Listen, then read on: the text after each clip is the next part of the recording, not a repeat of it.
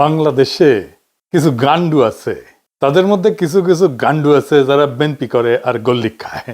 এই যে গল্লিক, এদের মাথার উপরে চাপিছে ততোধিক গান্ডু। এই গান্ডুগুলা পাবলিকের শান্টিং খায়, চান্দাবাজি আর ধান্দাবাজি করতে যায়, আর সেই রাগ ঝাড়ে আমার উপরে। ভাবতে এমন আমি তাদের ক্ষমতার বাড়া ভাতে ছাই দিছি। শোনেন ভাইজানেরা, ক্ষমতা ছেলের হাতের মোয়া না যে চাইলেই পাওয়া যায়।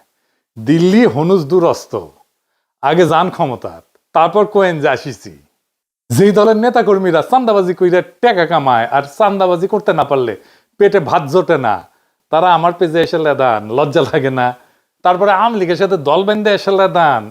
আমি কই নাই যে আপনারা চান্দা তুলে খান, আপনাদের দলের নেতাই কইছে। এই যে শুনেন, শান্টু শান্টু আপনাদের শান্টু মেরে দিছে, শুনেন। দল ক্ষমতা মেরেলে কিচ্ছু পাবেন না। এই কয়দিনে যা হয়েছে, গত এক বছরে ছোট ছোট চান্দাবাজি যা হয়েছে, এটা আমি হইতে দিছি। আমি কেন হইতে দিছি? এই জন্য দিছি যে 17 বছর আমার নেতা করবে কিছু খায় নাই। আপনাদের না বিন্দু মাত্র চক্ষু লজ্জা নাই, বিন্দু মাত্র কৃতজ্ঞতা বোধ নাই। যে পাতে খান সে পাতে হাগেন। 1975 15ই আগস্টে মুজিবরে ফুটা না করলে আপনাদের দলের জন্মই হইতো না। সেই 15ই আগস্টের বিপ্লবীদের বাঁচান নাই আপনারা। হাসিনা মামলা শুরু করেছিল, শেষ করতে পারেনি। আপনাদের টাইমে এসে জেলে রেখে দিচ্ছেন তাদের, যেন পরের টার্মে এসে ফাঁসি দিতে পারে, তাই করেছে। যে জামাত ছাড়া 2002 সালের নির্বাচনে ভূমিধ্বস বিজয় পাইতেন না, সেই বিএনপি আজকে জামাতের বিরুদ্ধে কামান দেখিচ্ছে। খামান জামাত নাকি স্বাধীনতা বিরোধী, রাজাকার, আল বদর।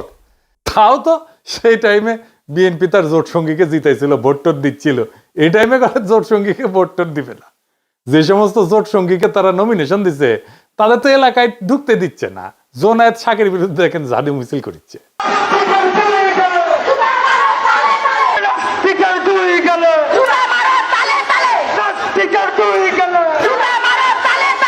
জোনায়েত শাকিরের নমিনেশন দিবে বিএনপি, তাই মানে তাতেই ওদের পুচ্ছে আগুন ধরে গেছে। নূরের পটুয়াখালীতে নমিনেশন দিয়েছিল বিএনপি, তারপরে নূর গেছে এলাকাত ক্যাম্পেইন করতে। এলাকায় বিএনপি নেতা কর্মীরা ওরে অবরুদ্ধ করে রাখছে। যতগুলো আসন বিএনপি তার জোট সঙ্গীদের দিবে না, সব কটাই একই ঘটনা ঘটবে, আর ওই আসনগুলাই হারবে বিএনপি।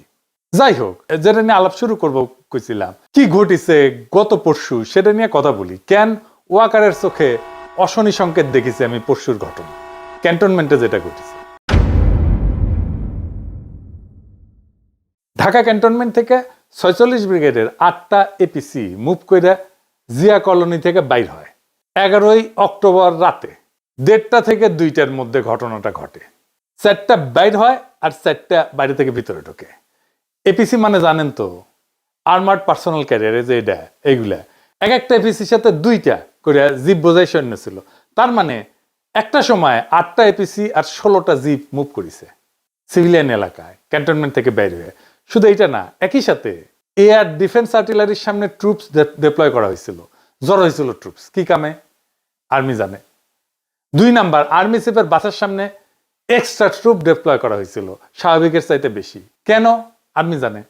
3 নাম্বার, ক্যান্টনমেন্টের রাস্তায় যে ব্যারিকেড থাকে না, দেখেছেন তো যাওয়ার সময় ব্যারিকেড থাকে, ও ব্যারিকেড গুলো সরাই ফেলা হয়েছিল।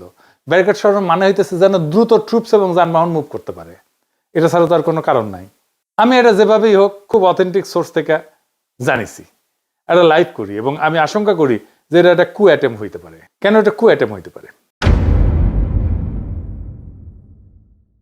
একটা 111 যে হইতে পারে, এটা তো বিএনপির মির্জা ফখরুল বহুবার বলছে। এই যে দেখেন পত্রিকাত বাড়িছে, এইটা সাহেব শুনে দেন নিজের মুখে কি কইছে। আমি সব কথা সব জায়গায় খুলেও বলা যায় না, কিন্তু আমি আশঙ্কা করি যে আমরা যদি ঐক্যবদ্ধ না থাকি, আমরা যদি সতর্ক না থাকি, তাহলে কিন্তু 1-11 মতো ঘটনা ঘটা এখানে অস্বাভাবিক কিছু নয়। 111 তো কুই ছিল নাকি?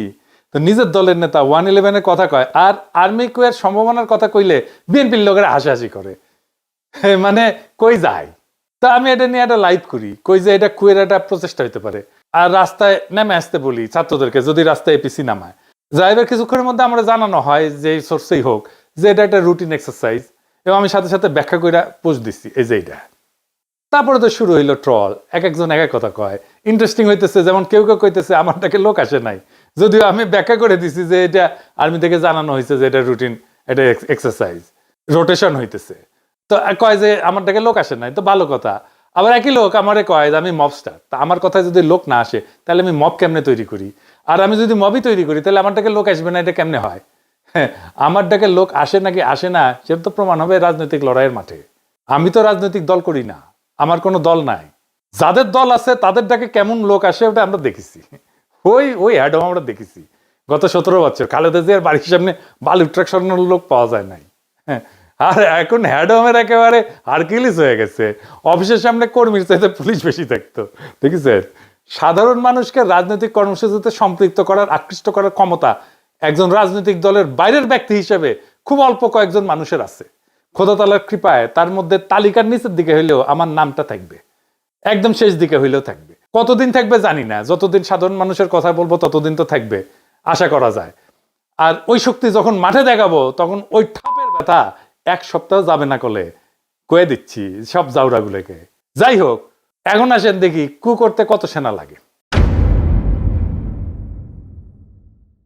মুজিবরে ফুটা করতে সাকুল্যে 300 সোলজার গেছিল, জিয়াকে হত্যা করতে গেছিল মাত্র 40 জনের একটা দল।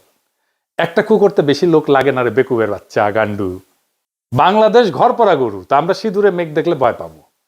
8টা এপিসি আর 16 জিপ সৈনিক যে কোনো দুর্ঘটনা ঘটানোর জন্য যথেষ্ট। নিজেদের একটা নৌবহর শান্তির সময় এক জায়গা থেকে অন্য জায়গায় গেলে শত্রু দেশকে ইনফর্ম করে সেনাবাহিনী, সিভিল প্রশাসনকে না জানায় গভীর রাতে এপিসির মুভমেন্ট, এটা কোনোভাবেই গ্রহণযোগ্য না। সোজা কথা, ফুল স্টপ। আমার আশঙ্কা যে এটা ওয়াকার একটা পরীক্ষা করেছে যে আমরা কেমন রিয়াক্ট করি। গান্ডুদের আফসোস যে এটা কেন পিনাকে আগে জানলো, তারা কেন জানলো না আগে? আগে জানবো কেমনে রে বেকুবের বাচ্চা, তোরা তো নিজের দলের নেতাকেই রক্ষা করতে পারিস, তোরা তো ঘুমেছিল যখন জিয়াউর রহমানকে খুন করে, হত্যা করে। চট্টগ্রাম ক্যান্টনমেন্ট থেকে ওই চট্টগ্রাম সার্কিট হাউস, এটা 10-11 মাইল না 12 মাইলের মতো না? এই 12 মাইল আসলো একটা গ্রুপ সন্দেহজনক ইয়েতে, কেউ খেয়াল করলো না। এই তো হইতেছে ইন্টেলিজেন্স। তো ঘুমেছিল কে তোরা? তো তো জায়গায় থাকলে কবার পারলুনি যে আমরা যাচ্ছি বাঁচানোর জন্য, যাচ্ছি আমাদের প্রেসিডেন্টকে? পারিস নাই তো।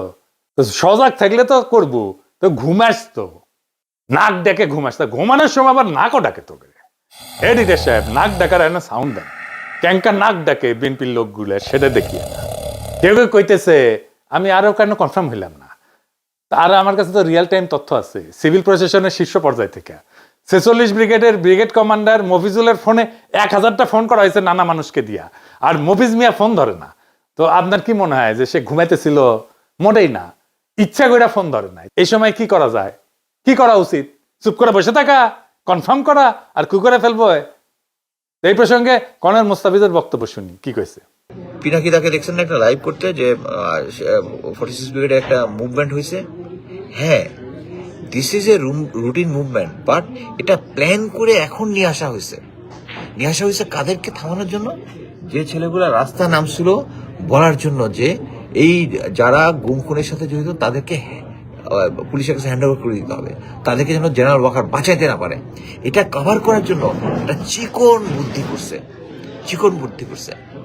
মানে আমি এটা কেমনে জানলাম? আমি তো সবসময় এটা নিয়ে অনেকে ফান করে, যারা ওয়াকারের পালিত কিছু কুকুর আছে, কিছু হইলেই আইসা যুক্তিতর্ক বাইর হয়ে যায় আর কি, যেখানে সেখানে আমি লাইভ করি। ওই কুকুরগুলা তখন এই যে এই সুযোগটা নিছে আর কি, কুকুরগুলা দিয়া স্প্রেড করা যে সাপও মারলো লাঠি মানে ভাঙলো না, কি যে এই এপিসি মুভমেন্টটা ইচ্ছা করে এই টাইমে করা হয়েছে যেন এটা একটা থ্রেট হয়। সবাই যে গরম হয়েছে, আমি জাস্ট ভারমন্টের দিকে আইসা আলবেনিতে লাঞ্চ করার জন্য রেস্টুরেন্টে উঠছি, সাথে সাথে 4-5 জন আমাকে ফোন করছে যে এই হইতেছে, হোয়াট ইজ দ্য নিউজ। আমি কয়েকজনের কাছে নিউজ দিলাম, তাদেরও কোনো রেসপন্স পেলাম না। অবশ্যই মনে হলো এরকম একটা হলে তো আমার 1-to-1 জানার কথা। হ্যাঁ, গ্যারান্টি। এই যে 46 ব্রিগেডের যে মুভমেন্ট হচ্ছে বিদ্রোহীদের কাছে চলে গেছে, এটি হচ্ছে মেইন জিনিস। এটা থেকে শিক্ষা গ্রহণ করতে হবে আমাদের জেনারেল ওয়াকারুজ্জামান, যে আপনি ইচ্ছা করলে কিছু একটা করলে পার পাবেন না, এটা ভালো মতোই জানেন। বিএনপির গান্ডুগুলারে কই, শহীদ প্রেসিডেন্ট জিয়াউর রহমান ডিফ্যাক্টো এবং ডি জুরো মিলায় ক্ষমতায় ছিলেন 5 বছর 6 মাস 23 দিন। কয়া দিলাম, লিগে রাখেন। এর মধ্যে কু হয়েছে কয়টা জানেন? 19টা। শেষবার কু করছিল 24 ইনফ্যান্ট্রি ডিভিশনের জিওসি মেজর জেনারেল মঞ্জুর, যিনি একসময় জিয়ার অত্যন্ত ঘনিষ্ঠ মিত্র ছিলেন। সেইবার আর উনি সার্ভাইভ করতে পারেন নাই। কয়েক মাস পর পর একটা করে কু হইতো। গোয়েন্দা সংস্থা থেকে কিন্তু জিয়াউর রহমানকে সতর্ক করা হয়েছিল, কর্ণপাত করেননি। অ্যান্থনি মাসকারেনাসের মতে জিয়া ব্যক্তিগতভাবে মঞ্জুরকে গভীর সম্মান করতেন। চট্টগ্রাম ক্যান্টনমেন্টের সৈনিকদের অস্বাভাবিক মুভমেন্টের কথা জিয়াকে জানানো হয়েছিল, কিন্তু উনি গুরুত্ব দেন নাই। সম্ভবত আগের কুগুলা কাউন্টার করতে পেরে কনফিডেন্স বেড়ে গেছিল ওনার। পরের ইতিহাস তো আমাদের জানা। এরশাদের সময়ও কমপক্ষে 7টা কু হয়। রওনক জাহানের এই বই বাংলাদেশ প্রমিস অ্যান্ড পারফরমেন্স, এইটাতে 7টা কুয়ের কথা বলা আছে। 11-তে তো আবার কু হয়। বিএনপি সরকারের ইয়াজউদ্দিনের ক্ষমতা কেড়ে নেওয়া হয়, সে তত্ত্বাবধায়ক সরকারের প্রধান ছিল। যেই দলের প্রতিষ্ঠাতা প্রধান আর্মি চিফ হয়ে জীবন হারাইলেন, নিজেদের অসংখ্য কর্মী 15 বছর জীবন দিলেন, তারা কুনিয়া সতর্কনা থেকে গুজব বইলা উড়াই দিয়া খুব রাজনৈতিক প্রজ্ঞা দেখাইতেছে, যেন বা তাদের কোনোদিন কিছু হয় নাই। বিএনপি কুয়ের ফলে শুধু প্রতিষ্ঠাতার জীবনই হারায় নাই, 2-3 বার ক্ষমতা হারাইছে। প্রেসিডেন্ট সাত্তার নির্বাচিত সরকার ছিল, তারে কু করে কে হটাইছে? এরশাদ হটাইছে। তোরে বিএনপি সরকার কুয়ের মাধ্যমে তো হটাইছে।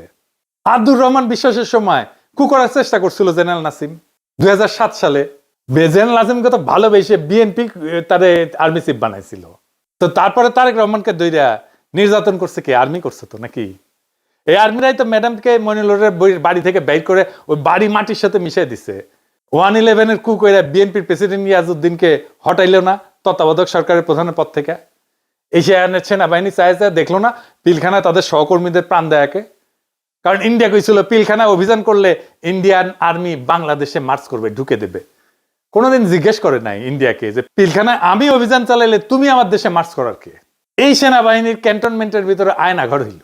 এই সেনাবাহিনী 2024-এর জুলাই-আগস্টে গুলি চালাইলো, ছাত্র জনতা মারলো, আশ্রয় দিল আওয়ামী লীগ আর পুলিশের দুর্বৃত্তদের, পালাই যাইতে দিল নিজের বাহিনীর দুর্বৃত্ত জেনারেলদের, এমনকি আওয়ামী লীগের নেতাদেরকেও। এরপরে এদের শিক্ষা হয় না। কি প্রগাঢ় বিশ্বাস এদের এই জেনারেলদের প্রতি। আর একটা জিনিস বিএনপির গান্ডু ছাপরি বুদ্ধিজীবীদের জানায় দিই, ওরা জানে না কি সেটা। আসেন এটা দেখি। বিএনপি সরকারের তো ভারত 2007 সালে জানুয়ারি না, তার 2.5 বছর আগে 2004 সালে সেপ্টেম্বরে কু করে ফেলা দিয়ে হাসিনাকে ক্ষমতা বসাইতো আজীবনের জন্য। এর জন্যই তখন বাংলাদেশে একের পর এক রহস্যজনক জঙ্গি হামলা হওয়া শুরু করে 2004 সাল থেকে। এরপরে রহস্যজনকভাবে 21শে আগস্ট গ্রেনেড হামলা হওয়ার পর বাংলাদেশ সেনাবাহিনীর প্রাক্তন সেনাপ্রধান এবং আওয়ামী লীগের 1996-2001 সালে সাবেক জ্বালানি মন্ত্রী নুরুদ্দিন খান সেপ্টেম্বর মাসে আমেরিকান রাষ্ট্রদূত হ্যারি কে টমাসের সাথে দেখা করে আমেরিকান সরকারের গ্রিন লাইট চায় কু করার জন্য। কু করার জন্য। এবং এই জন্য সে সেনাবাহিনীর বিভিন্ন কর্মকর্তার সাথে কথা বলে রাখছিল। আমেরিকান রাষ্ট্রদূত এরপর তৎকালীন বিএনপি স্থায়ী কমিটির সদস্য লেফটেন্যান্ট জেনারেল অবসরপ্রাপ্ত মাহবুর রহমানের সাথে দেখা করে এবং এই বিষয়টা জানায়। বিস্ময়করভাবে মাহবুর রহমান এই ব্যাপারে খুব বিস্ময় প্রকাশ না কইরা রাষ্ট্রদূতকে উত্তর দেয় যে আমেরিকা যদি গ্রিন সিগন্যাল দেয় তাহলে অবশ্যই কু হবে। হ্যাঁ, বিএনপির নেতা সে বলতেছে কু হবে। তিনি তার নিজের দলের প্রধানমন্ত্রী খালেদা জিয়াকে সেই মিটিং এ তুচ্ছতাচ্ছিল্য করে কথা বলেন। এই হচ্ছে বিএনপির নিজেদের ভিতরের ঐক্য। আর এবার যদি কইতো তাহলে বিরানি আমলম, কচু খেতি, ওয়াকারের পথবালক কেউ আগায় আসতো না। উল্টা এরা জেনারেল মাহবুবের মতো বিএনপিকে গালিগালাজ করত। সেই সময় তখন আমেরিকান সরকার কনভিন্স হয় নাই যে বাংলাদেশে ইসলামী জঙ্গির উত্থান ঘটছে। সেই জন্য হ্যারি কে টমাস কু করতে গ্রিন লাইট দিতে অস্বীকার করে। এইটা কেমনে জানলাম আমি? সে হ্যারি কে টমাস এই ঘটনার বিস্তারিত বিবরণ 2004 সালের 16 সেপ্টেম্বর তার নিজের বস আমেরিকার পররাষ্ট্রমন্ত্রীর কাছে একটা সিক্রেট কেবল টেলিগ্রাম করে পাঠায়। সিক্রেট টেলিগ্রাম আমি কেমনে পেলাম? এটা উইকিলিক করে দিছে। এই টেলিগ্রামটা উইকিলিক্সের অন্য সব দলিলের সাথে প্রকাশ করা হয়েছিল। এখানেও আছে, দেখেন এডিটর সাহেব দেখেন। গান্ডু মূর্খ সদা বিএনপির ছাত্রী বুদ্ধিজীবী পড়িস সেগুলা। এরপরের ইতিহাস তো সবার জানা। 2005 সালে বাংলাদেশে হঠাৎ করে অনেক রহস্যজনক জঙ্গি হামলা হওয়া শুরু করলো। এর সাথে 63 জেলাতে একসাথে বোমার বিস্ফোরণ ঘটলো। ইন্ডিয়া, প্রথম আলো, দিল্লি স্টার এই সময় ক্রমাগত আমেরিকার কান ভারী করতে থাকলো যে বাংলাদেশে জঙ্গি হামলার, হিন্দু নির্যাতনের বানোয়াট খবর দিয়া। এইসব রেকর্ডে উইকিলিক্সে আছে। অবশেষে আমেরিকা কনভিন্স হয়। 2007 সালে কু করার গ্রিন লাইট পায়। ভারতীয় মদতপুষ্ট কুলাঙ্গার মইনু 111 ঘটায় এবং ফখরুদ্দিনকে ক্ষমতায় বসায়। তারপরে ইতিহাস সবার জানা। তারপরে বিএনপি শিক্ষা হয় নাই। এখনো হাসিনা রেখে যাওয়া উচ্ছিষ্ট সেনাবাহিনীর জেনারেলদের পাচাটে আর ইন্ডিয়ার কাছে গিয়া পেন নাম ঠুকে। বিএনপি যখন গোয়া মারা খায় তখন এর আবাল বুদ্ধিজীবীরা পালায়, এরাও পালাবে। বিএনপির বাকি নেতা কর্মীরা কাটতে কাটতে আবার আল্লাহর কাছে বিচার দেবে যে ইনকা কইরা শালার পুত ভোট দেন না আবার ঠিক সুদাও। সবাই হাত তোলেন। ওই শালার পুতরা মুনাজাত কর, মুনাজাত কর। ওই পুরো শালার বুতারা মুনাজাত ধর মাইক আনতে বলছেন আল্লাহ তোমার কাছে বিচার দিলাম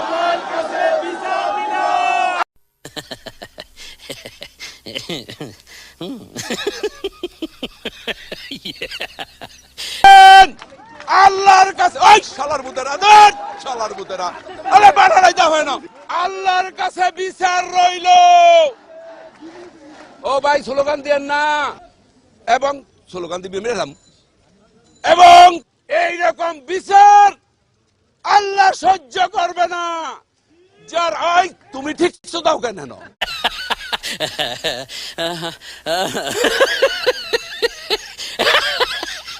আমরা হাসিনারে হটাইছি কিন্তু সিভিল মিলিটারি ব্যুরোক্রেসিরে হটাইতে পারি নাই।